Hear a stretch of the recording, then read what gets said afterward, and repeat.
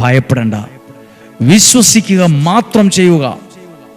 എല്ലാം നഷ്ടപ്പെട്ടു, ഇനി പ്രാർത്ഥിച്ചിട്ട് കാര്യമില്ല എന്നൊക്കെ പറയുന്ന വിഷയം എന്തെങ്കിലും ഉണ്ടോ നിൻ്റെ ജീവിതത്തിൽ?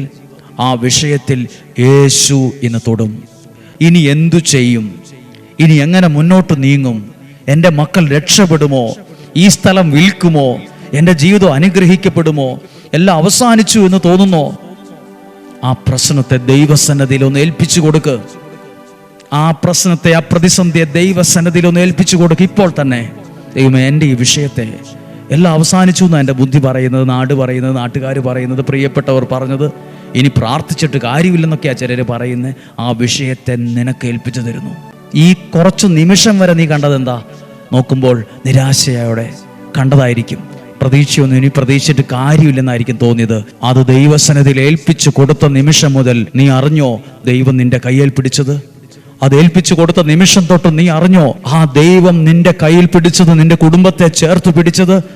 ദൈവം നിന്നെ ചേർത്ത് പിടിച്ചത് ഇന്ന് അനുഭവിക്കാൻ കഴിയട്ടെ. ദൈവവചനം കേട്ട ഈ നിമിഷം മുതൽ നീ കാണാൻ പോകുന്നത് ഒരു അനുഗ്രഹമാകട്ടെ. പ്രാർത്ഥിച്ച ഈ നിമിഷം മുതൽ നീ കാണാൻ പോകുന്നത് ഒരു അത്ഭുതമാകട്ടെ.